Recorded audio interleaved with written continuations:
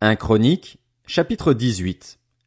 Après cela, David battit les Philistins et les humilia, et il leur prit Gath et les villes qui en dépendent. Il battit les Moabites, qui lui furent asservis et lui payèrent un tribut. David battit Hadarézer, roi de Tsoba, vers Hamath, lorsqu'il alla établir sa domination sur l'Euphrate. David lui prit 1000 chars, 7000 cavaliers et 20 000 fantassins. Il mutila les jarrets de tous les chevaux de trait pour ne conserver que 100 attelages. Les Syriens de Damas vinrent au secours d'Hadarézer, le roi de Tsoba, et David battit 22 000 d'entre eux. David posta des garnisons chez les Syriens de Damas.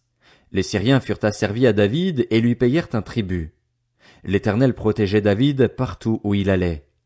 David prit les boucliers en or que portaient les serviteurs d'Hadarézer et les amena à Jérusalem. David prit encore une grande quantité de bronze à Tipshat et à Cune, villes qui appartenaient à Hadarézer. Salomon l'utilisa pour fabriquer la cuve en bronze ainsi que les colonnes et les ustensiles en bronze. Tohu, le roi de Hamath, apprit que David avait battu toute l'armée d'Hadarézer, roi de Tsoba, et il envoya son fils Adoram vers le roi David pour le saluer et pour le féliciter d'avoir attaqué Hadarézer et de l'avoir battu. En effet, Tohu était en guerre contre Hadarézer. Il envoya aussi toutes sortes d'objets en or, en argent et en bronze. Le roi David les consacra à l'Éternel, comme il l'avait déjà fait pour l'argent et l'or pris à toutes les nations. Édom, Moab, les Ammonites, les Philistins et Amalek. Abishai, fils de Tseruja, bâtit 18 000 Édomites dans la vallée du sel. Il établit des garnisons dans Édom, et Édom tout entier fut asservi à David. L'Éternel protégeait David partout où il allait. David régna sur tout Israël, et il faisait droit et justice à tout son peuple. Joab, fils de Tseruja, commandait l'armée. Josaphat, fils d'Achilud, était archiviste. Tsadok, fils d'Achitub, et Achimélec, fils d'Abiatar, étaient prêtres. Shavsha était secrétaire. Benaja, fils de Jéhojada, était le chef des Kérétiens et des Pélétiens. Et les fils de David étaient les principaux ministres du roi. 1 Chroniques, chapitre 19. Après cela, Nakash, le roi des Ammonites, mourut et son fils devint roi à sa place. David se dit, « Je vais montrer de la bonté envers Hanun, le fils de Nakash, car son père en a montré envers moi. » Et il envoya des messagers le consoler au sujet de son père. Lorsque les serviteurs de David arrivèrent dans le pays des Ammonites, vers Hanun, pour le consoler, les chefs des Ammonites dirent à Hanun, « Penses-tu que ce soit pour honorer ton père que David t'envoie des consolateurs? N'est-ce pas pour faire une reconnaissance de la ville et la détruire, pour explorer le pays, que ces serviteurs sont venus vers toi? » Alors Hanun arrêta les serviteurs de David, les fit raser et fit couper leurs habits par le milieu jusqu'en haut des cuisses. Puis il les renvoya. On vint informer David de ce qui était arrivé à ces hommes, et il envoya des messagers à leur rencontre, car ils étaient couverts de honte. Le roi leur fit dire, « Restez à Jéricho jusqu'à ce que votre barbe ait repoussé et ne revenez qu'ensuite. » Les Ammonites virent qu'ils avaient provoqué le dégoût de David, et Hanun et les Ammonites envoyèrent 30 tonnes d'argent pour engager des chars et des cavaliers chez les Syriens de Mésopotamie et chez ceux de Maaka et de Tsoba. Ils engagèrent 32 000 chars ainsi que le roi de Maaka avec son peuple, qui vinrent installer leur camp devant Médeba. Les Ammonites sortirent de leur ville et se rassemblèrent pour marcher au combat. À cette nouvelle, David envoya contre eux Joab et toute l'armée, les hommes vaillants. Les Ammonites sortirent et se rangèrent en ordre de bataille à l'entrée de la ville. Les rois venus en renfort étaient à part dans la campagne. Joab vit qu'il avait à combattre par devant et par derrière.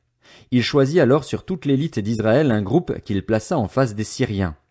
Il plaça le reste du peuple sous le commandement de son frère Abishai pour qu'il s'oppose aux Ammonites. Il lui dit, « Si les Syriens sont plus forts que moi, tu viendras à mon secours, et si les Ammonites sont plus forts que toi, je viendrai au tien. Sois fort, montrons du courage pour notre peuple et pour les villes de notre Dieu, et que l'Éternel fasse ce qui lui semblera bon. » Joab s'avança avec sa troupe pour attaquer les Syriens, et ceux-ci prirent la fuite devant lui. Quand les Ammonites virent que les Syriens s'étaient enfuis, ils prirent eux aussi la fuite devant Abishai, le frère de Joab, et rentrèrent dans la ville. Et Joab revint à Jérusalem.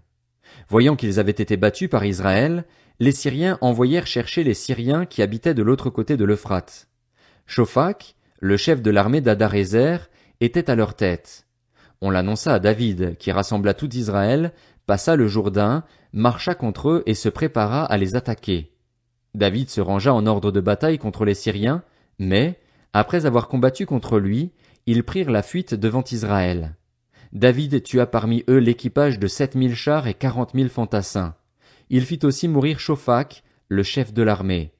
Ceux qui étaient soumis à Hadarézer, se voyant battus par Israël, firent la paix avec David et lui furent asservis. Quant aux Syriens, ils ne voulurent plus se porter au secours des Ammonites.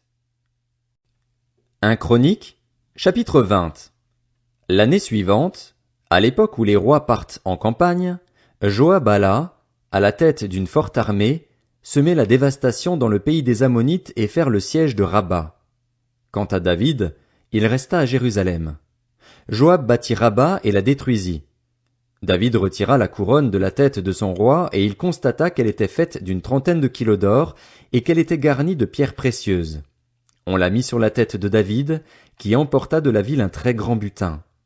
Il déporta ses habitants et les affecta au maniement des scies, des pics de fer et des haches de fer.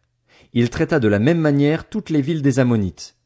Puis David retourna à Jérusalem avec tout le peuple. Après cela, il y eut une bataille contre les Philistins à Gézer. C'est alors que Sibécaï le Hushatite tua Sipaï, l'un des descendants des Réphaïm, et que les Philistins furent humiliés. Il y eut encore une bataille contre les Philistins. Elkanan, fils de Jaïr, y tua le frère de Goliath, Lachmi de Gath, qui avait une lance dont le bois avait la grosseur d'un cylindre de métier à tisser. Il y eut encore une bataille à Gath. Il s'y trouva un homme de haute taille, qui avait 6 doigts à chaque main et à chaque pied, 24 en tout, et qui était aussi un descendant de Rapha. Il lança un défi à Israël et Jonathan, fils de Chiméa, le frère de David, le tua. Ces hommes étaient des descendants de Rapha qui habitaient à Gath. Ils tombèrent sous les coups de David et de ses serviteurs.